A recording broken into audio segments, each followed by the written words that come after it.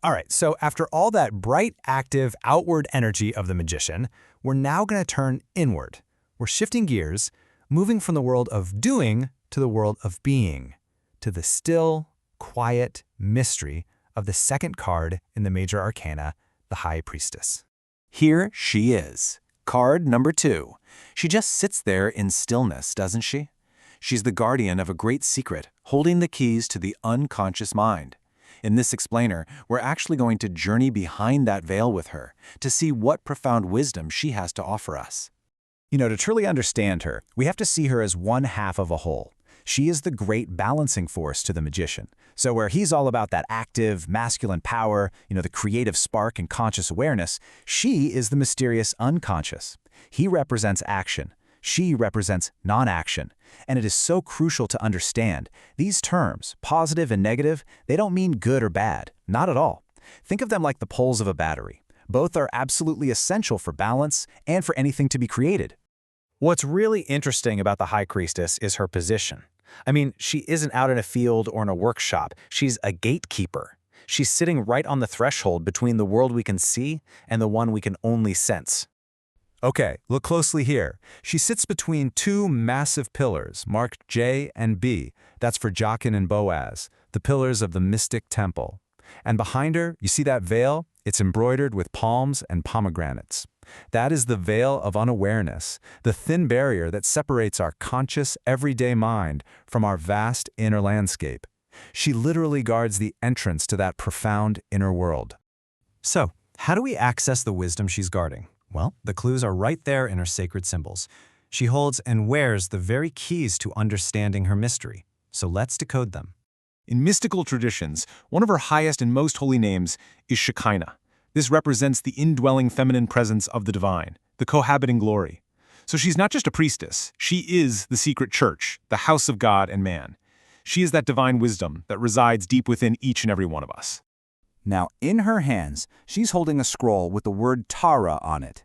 This represents the secret law, the higher meaning of the word.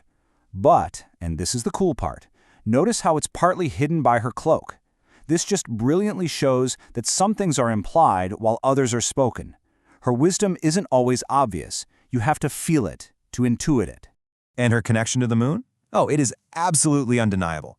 She's wearing a horn diadem that echoes the lunar cycle, with a full globe in the middle, and there's another lunar crescent right at her feet. Now, think about it. The moon doesn't create its own light, does it? It reflects the light of the sun. In exactly the same way, the High Priestess governs intuition and the unconscious, which reflect the light of a deeper, hidden truth. So all these incredible symbols are all pointing to one central lesson, a different kind of power. It's not about action, it's about stillness. Her element is water, which just makes perfect sense, right? Water is the element of emotion, intuition, the subconscious. It flows, it's deep, and it holds secrets. And this lines up perfectly with her key meanings: secrets, wisdom, unconscious awareness, potential, and mystery. She's asking us to go deeper, to look beneath the surface of things. And this brings us to what might be her most challenging lesson. I'm going to read this directly because it's just so powerful. It is not always necessary to act to achieve your goals. Sometimes they can be realized through a stillness that gives desire a chance to flower within the fullness of time. Now, it's so important to get this right. Non-action is not about being passive or lazy. No way. It's a conscious, potent choice. It's the wisdom to be receptive to things, to access the unconscious by quieting down that chattering conscious mind. It's about trusting your inner voice, looking beyond what's right in front of you, and yes, waiting patiently for the right moment, allowing potential to unfold all on its own. We can actually see this energy reflected across the entire tarot deck. Her call to look inward is echoed by cards like the Hermit, who pulls back to find guidance, and the Hanged Man, who literally stops all activity to gain a new perspective. And it's such a stark contrast to cards of bold, conscious action, like her counterpart, the Magician, or that decisive Two of Wands. So why does all this matter to us? Well, because the High Priestess isn't just some abstract idea, she is extending a personal invitation to each of us to access that deep well of wisdom we all carry within ourselves. The source material calls this wisdom the inner guide. It's that part of ourselves that is wise, that knows what we need, and can lead us in the right direction. When we pause, when we reflect, or even when we use a tool like the tarot, We're basically signaling to that inner guide, to the High Priestess within, that we're finally ready to listen.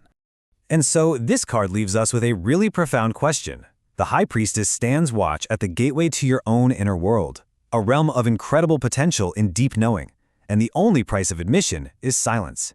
So will you be still enough to hear what lies beyond?